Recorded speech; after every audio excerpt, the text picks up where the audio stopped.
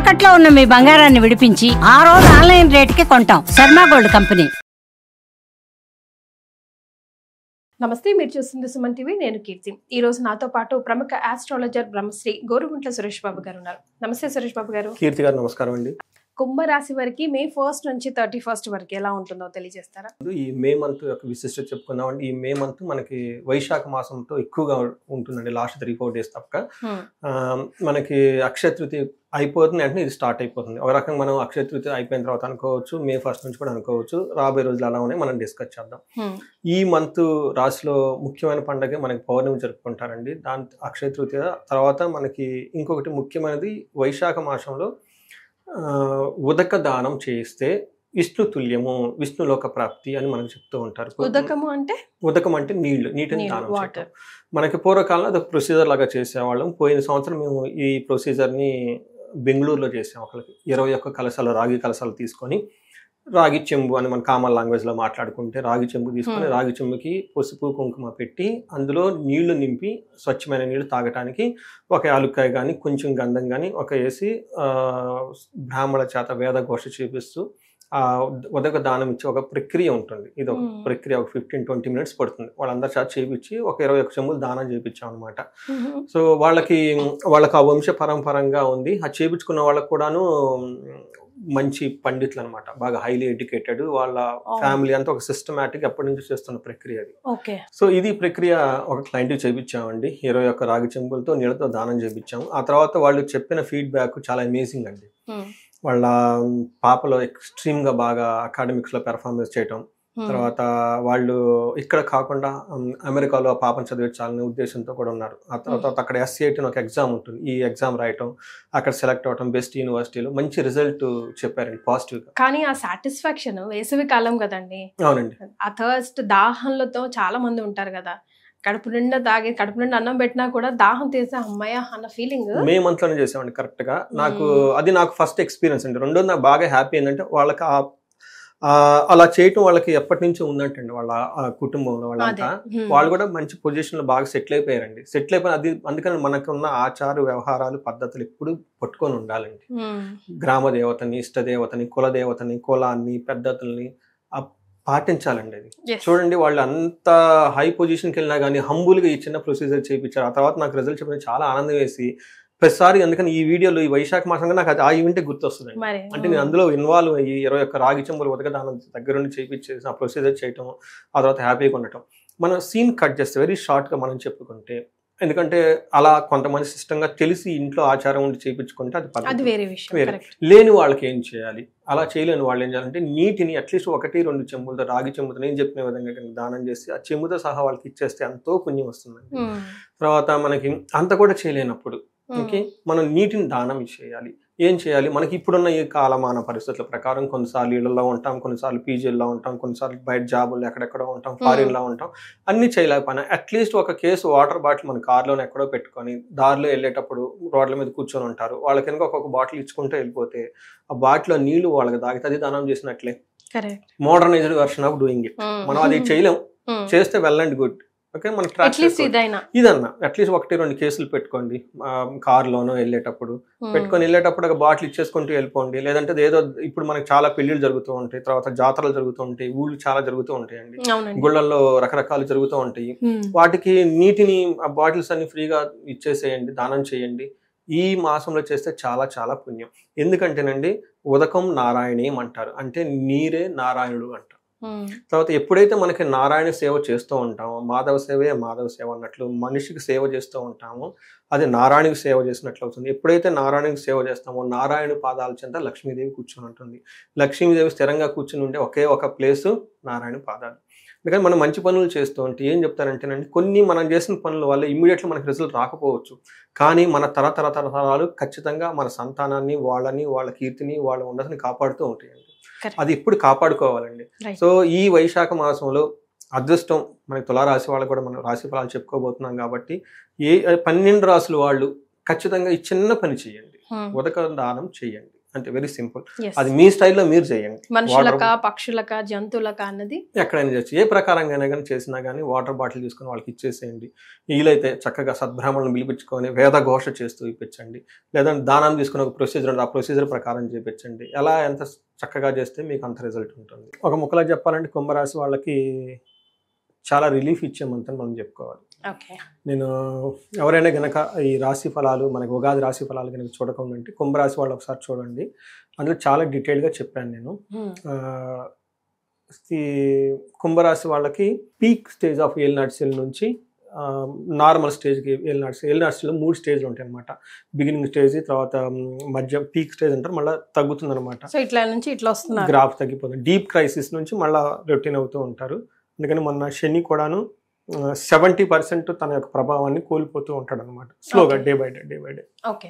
దాంతోపాటు వీళ్ళకి 5th హౌస్కి గురువు షిఫ్ట్ అవుతున్నారండి. ధన ప్రవాహం, పుత్రుల వల్ల లాభం, అనుకున్న పనిలో చాలా వరకు రిలీఫ్ వస్తుంది. అంటే ధన ప్రవాహం ఇలా స్టార్ట్ అవుతుంది అనమాట. ఓకే. ఓవరాల్గా బాగుంటుంది. తర్వాత అంటే మరి స్టిల్ ఏలినాటిలోనే ఉంటారు, మరి అంత ఎక్స్పెరిమెంటల్ చేయడానికి కుదరదు. బట్ ఓవరాల్గా ఒక సోర్సెస్ ఆఫ్ ఇన్కమ్, ఒక హోప్, ఒక స్లోగా క్రియేట్ సేఫ్ జోన్ లో ఉంటారు, సేఫ్ జోన్ లో ఉండి ప్రోగ్రెస్ గా ఉంటుంది అనమాట. అంతే ఈ మంత్ కనుక చూసుకుంటే మే మంత్ కూడాను వీళ్ళకి చాలా రోజుల తర్వాత బాగుండే ఒక మంత్ అని మనం చెప్పుకోవాలి. మంత్ వైజ్ కనుక చూసుకుంటే ఇది మనం ధనిష్ట, ఇందులో నక్షత్రాలు కనుక చూసుకుంటే ధనిష్ట 3-4 పాదాలు, శతభిషం 1, 2, 3, 4 పాదాలు, పూర్వభద్ర 1, 2, 3 పాదాలు అంతా కుంభరాశిలో ఉంటాడు. పేరు బలం కనుక చూసుకుంటే వీళ్ళకి గు, గే, గో, సా, సి, సు, సే, సో, దా అన్న అక్షరాలంతా కుంభరాశిలో ఉంటాయి.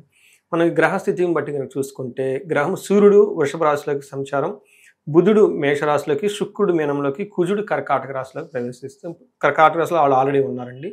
ఈ యొక్క స్థితి తర్వాత ఈ మేలో గురువు తర్వాత రాహుకేతులు కూడా మారుతూ ఉన్నారు. గురువు యొక్క మార్పు వీళ్ళకి చాలా మంచి హోప్ని, ఒక ఉత్సాహాన్ని తీసుకొని వస్తుందండి.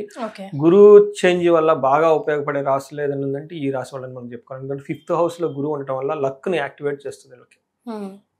మనకి ఏమని చెప్తారంటే ఈ మంత్ వీళ్ళకి ఎందుకు లక్కీ మంత్ అని మనం చెప్పుకోవాలనుకుంటే, సూర్యుడు 4వ ఇంట్లో ఉండేసి అగౌరవాన్ని కలిగించాల్సిన స్థితిలో ఉండి కానీ మంచి చేస్తూ ఉంటాడు వీళ్ళకి.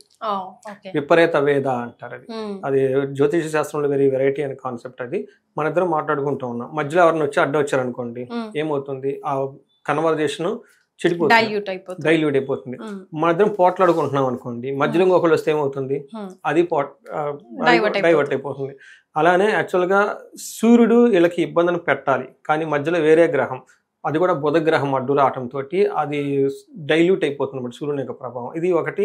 అలానే బుధుని వల్ల కూడా, బుధుడికి ఏమో శుక్రుడు ఒకరికి వాళ్ళు అడ్డాలు వచ్చేసి గ్రహాలు, వీళ్ళకి ఏమవుతుందంటే అంత ఓవరాల్గా మంచి జరుగుతుంది. అంటే ఆల్రెడీ వాళ్ళు క్రైసిస్లో ఉన్నారనుకోండి, ఈ క్రైసిస్లో ఆ యొక్క గ్రహాల యొక్క ఇంపాక్ట్ వీళ్ళ మీద లేకపోవడంతో ఒక నార్మల్గా ఉండి బెటర్గా ఉండే అవకాశం చాలా ఎక్కువగా ఉంటుంది. ఏ ప్రకారంగా కనుక చూసుకుంటే ఇప్పటిదాకా వీళ్ళని ఎవరైనా కనుక అవమానిస్తూ ఉంటే ఈ బ్రేక్లో వాళ్ళు అవమానించరు. రెండోది సంపద, ధన ప్రవాహం బాగుంటుంది. ఎందుకంటే కుజుడు 6వ ఇంట్లో ఉండి మంచి యోగ్యతను ఇస్తూ ఉంటాడు. అట్లానే ఎనిమీస్ ఎవరైనా కనుక ఇబ్బందులు పెడుతూ ఉంటాయి, ఈ మంత్లో వీళ్ళకి శత్రువులు బాధలు అయితే ఏమేమి ఉండవు, చక్కగా ఉంటుంది. విత్త సిద్ధి, రావాల్సిన ధనం వీళ్ళకి వచ్చేస్తుంది. వీళ్ళకి ఎంతమంది ఎక్కడో ప్లానింగ్లు పెట్టుకుని ఉంటే ఇక్కడ ఇలా టార్గెట్స్ ఉంటాయి కదండి, మనీ, ఫైనాన్షియల్ గోల్స్ అంటారు కదా, ఆ గోల్స్ ఏమైనా ఉంటే అవన్నీ వాళ్ళకి అచీవ్ అవుతూ ఉంటారు అనమాట. ఓవరాల్గా చూసుకుంటే ఈ మంత్ చాలా బాగుందని మనం చెప్పుకోవాలి. సూర్యుడు 4వ ఇంట్లో ఉంటే జాబ్ పరంగా చాలా ప్రమోషన్స్ రావటం, తర్వాత జాబ్లో ఉన్నతి రావటం, అనుకున్న పని అనుకున్న విధంగా అచీవ్మెంట్ అయ్యి చాలా చక్కగా అచీవ్మెంట్స్ ఉంటుంది వాళ్ళకి. అయితే కాకుండా వీళ్ళకి అంతకుముందు ఏదైనా కనుక ప్రయాణాలు, విఘ్నాలు కనుక ఏమైనా ఉంటే, తర్వాత అంతకుముందు ఏదైనా విషయంలో ఇంట్లో గొడవలు అవన్నీ ఉంటే ఈ టైంలో అవన్నీ పోయేసి ఒక హార్మోనీ, ఒక ఏమంటారు మంచి వాతావరణం వాళ్ళ ఇంట్లో నెలకొని ఉంటుంది అనమాట. సూర్యుడు ఒక రకంగా చెప్పాలంటే చక్కగా వాళ్ళకి సపోర్ట్ ఇస్తూ ఉన్నారు. కుజుడు మళ్ళీ వీళ్ళకి 6th హౌస్లో ఉండటం వల్ల చాలా యోగ్యతను ఇస్తూ ఉండటం. ఏ విధంగా అంటే వస్త్రలాభం, ధాన్య లాభం, ధన లాభం, వస్త్రాలు, ధనము, ధాన్యం విషయంలో చాలా లాభంగా ఉంటుంది. యశస్సు అంటే కీర్తి ప్రతిష్టలు బాగా వృద్ధి చెందుతూ ఉంటాయి. మనోల్లాసో ధర్మసిద్ధికి, మనస్సు అంతా యాక్టివ్గా ఉత్సాహంగా ఉండేసి అనుకున్న పనులను అనుకున్న విధంగా చేసుకుంటూ వెళ్ళిపోతూ ఉంటారు. ఇది కూడా కుజుడు వీళ్ళకి 6వ ఇంట్లో ఉండి మంచి చక్కటి సపోర్ట్ ఇస్తున్నాడని మనం చెప్పుకోవాలి. ఇంతే కాకుండా వీళ్ళకి 1st హౌస్లో కుజుని యొక్క దృష్టి ఉండటం వల్ల యక్ష రాక్షస పీడలు, సాయంత్రం పూట కాళ్ళు లాగటం, జుమ్ అంటం, ఉన్నట్టుండి భయం కలిపేసి అతిగా ఫీల్ అవ్వటము, దిష్టి తగలటం, ఈ టైప్ సంబంధించిన వ్యవహారాలు ఎక్కువగా ఉంటుంది. కొంచెం చిన్న చిన్న ప్రాబ్లమ్స్ ఇరిటేషన్గా ఉంటుంటుంది. ఒక్క విషయంలో జాగ్రత్తగా ఉండాలి, పై అధికారులతోటి కొంచెం హార్మోనీ మెయింటైన్ చేస్తూ ఉండాలి. శుక్రుడు రెండో ఇంట్లో ఉండి చాలా మంచి చేస్తున్నాడు. ఇది కూడా చాలా మంచి పొజిషన్లో ఉన్నారు. చాలా రోజుల తర్వాత శుక్రుడు వీళ్ళకి సెకండ్ హౌస్లో చాలా రోజుల తర్వాత లాస్ట్ 3 months నుంచి కూడాను 2 months నుంచి శుక్రుడు వీళ్ళకి బాగా యోగతనిస్తూనే ఉన్నారు. ఏ ప్రకారంగా అంటే కుటుంబంలో సౌఖ్యంగా ఉంటుంది, ఆరోగ్యంగా ఉంటారు, స్త్రీ సల్లాపం, చక్కగా యశత్కరం అని చెప్తారు. అంటే జెంట్స్ అయితే లేడీస్ తోటి, లేడీస్ అయితే జెంట్స్ తోటి చక్కగా మాట్లాడి వాళ్ళకి కావాల్సిన విషయాలన్నీ చెప్పుకొని వాళ్ళకి అనుగుణంగా పనులు చేసుకుంటూ వెళ్ళిపోతూ ఉంటారు.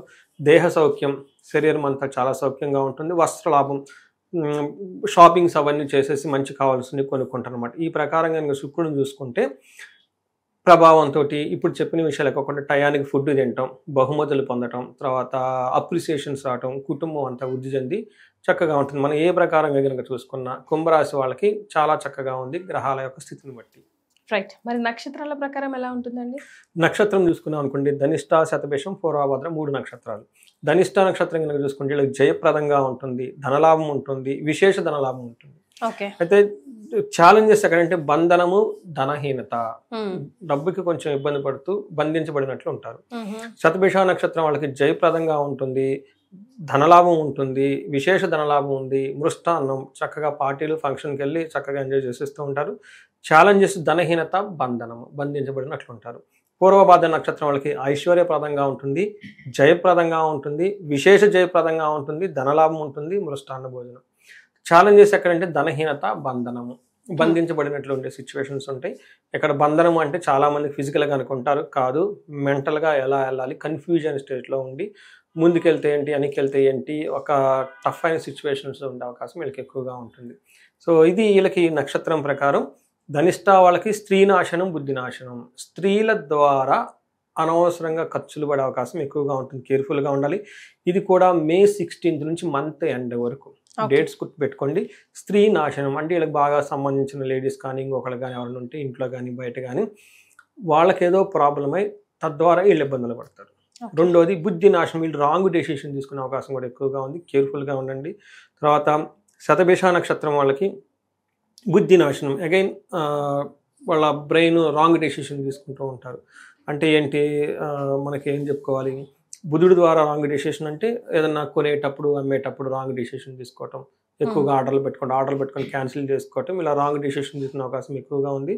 పూర్వభాద్ర నక్షత్రం వాళ్ళకి కేతు యొక్క ప్రభావంతో ఉండటంతో కొంచెం వీళ్ళకి మానసికంగా టెన్షన్స్ ఎక్కువ ఉండే అవకాశం ఎక్కువగా ఉంది. సో ఈ ప్రకారంగా మనం చూసుకుంటే చిన్న కొంచెం ఇబ్బందులుగా ఉన్నాయి కానీ బట్ ఓవరాల్గా వీళ్ళకి బాగుందని మనం చెప్పుకోవాలి. రైట్. ఒకవేళ రెమెడీస్ సూచించాల్సి వస్తే ఎలాంటి రెమెడీస్ సూచిస్తారు? వీళ్ళకి మనకి ఉగాది కుంభరాశి ఫలితాల్లో చాలా మంచి రెమెడీస్ చెప్పామండి, అవన్నీ చక్కగా ఫాలో అవ్వండి. ఎందుకంటే రిపీట్ చేయడం వల్ల నాకు ఇష్టం ఉండదు. చాలా మందికి నాకు కాల్ చేసి వచ్చేవాళ్ళు నా రాశి ఫలాలు చూసి అందులో 2 రకాల రెమెడీస్ ఉంటాయండి. ఒకటి జన్మ జాతకంలో దోషం ఉంటే రెమెడీస్, రెండోది గోచారంలో రెమెడీస్. గోచారంలో రెమెడీస్ ఆల్రెడీ మనం ఉగాది సిరీస్లో చెప్పుకున్నాం, అది 1-2 సార్లు చూడండి, అవి ఫాలో అవ్వండి. అవి జన్మ జాతకంలో ఉన్న దోషానికి సంబంధం కాదు, జన్మ జాతకంలో ఉన్న దోషాలకి డిఫరెంట్ చూసుకొని చెప్పుకోవాలి. ఇవి చాలా సీరియస్ గా ఉంటుందండి, జన్మ జాతకం దోషాలు అంతా తొందరగా పోవాలి.